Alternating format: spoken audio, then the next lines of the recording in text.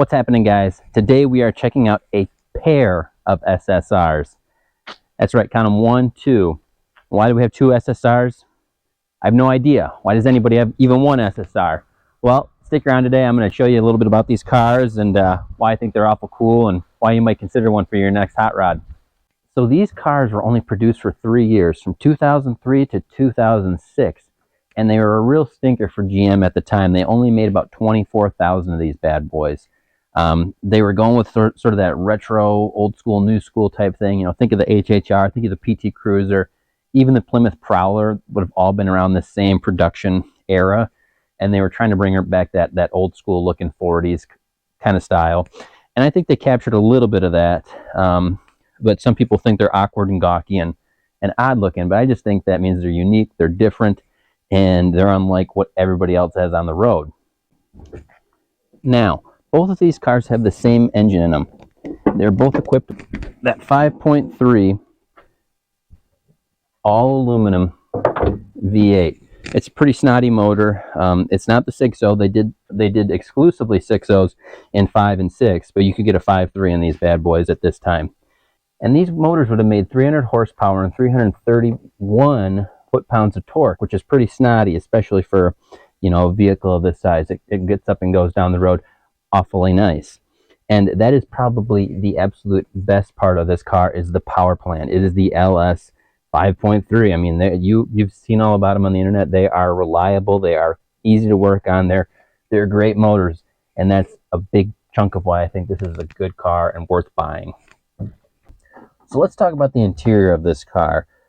Pretty basic, not a whole lot to it. There's some little, you know, odds and ends here and there. You get a fancy little ashtray and a cup holder that, maybe not a cup holder, but a cubby spot. It's a little tight in here, but not bad.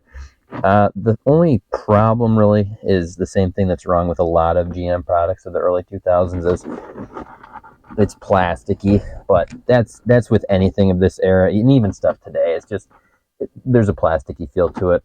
That being said, this was almost a luxury car at the time when it came out. It would have been about 45 grand, which is about 70,000 bucks in today's money, so not cheap. But you do get some things for that. All of these come with Bose sound systems in them, not bad. They all have electric heated seats, not bad either. AC, cruise, all the little luxuries that you'd come to expect in a car these days. Traction control, pretty decent. But I think what really pushes the envelope on money-wise of these things and why they're so crazy, and they just keep getting crazier, is this.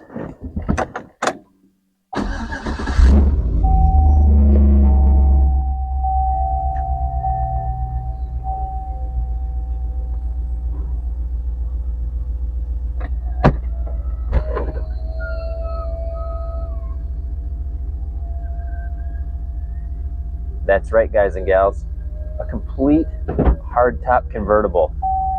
Awfully nice, and an expensive feature on any car even today. So I think that's what pushed the price of these things so sky high, and why, but it just makes another great feature why these are such cool cars and why they're so streetable, drivable, fun in the summer. I mean, it's awesome to be able to put the top down. And let's check out the back and see how much room that top actually took up.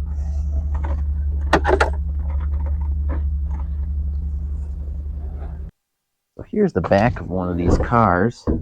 Opens about that tall before you open the tailgate, and it's just a lift gate on the back here.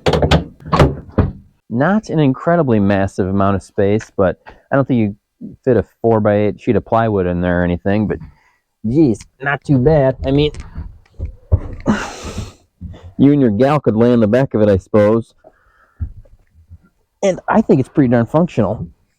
I don't know if there's a single other convertible out there, hardtop convertible, that affords you this much space in the back of it. I mean, that is a lot of space in there. That's got room for, you know, 2 bags of golf clubs and all your weekend stuff. I think that's really very nice about this car. Hard to beat, that much utility, really. And I think that's a big selling feature of this car as well. What they, you know, probably are pushing then, and what I would say is still good about it now. Well, we've inspected it from the outside to inside. I'd say it's time for us to take a little drive in it. as you can imagine, it's as easy as any modern vehicle to start up and drive. Goes, I mean, you put the key in, turn, goes. This is not your grandpa's hot rod. This is my grandpa's hot rod, but that's beside the point. This one is easy to start, easy to get into, easy to drive. You could drive this thing in the dead of the winter if you were brave enough and didn't care about rear wheel drive or, you know, ruining a good car. I feel like I'd be letting you guys down if I didn't do a quick 0 to 60 time in it, so we're gonna put the pedal down. I got my stopwatch right here. 3, 2, 1, go.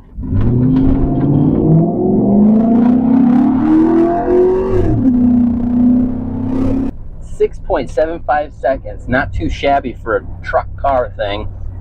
She's quick, and it kicks the tires out. It's pretty impressive. That being said, let's see what it's like on the road here.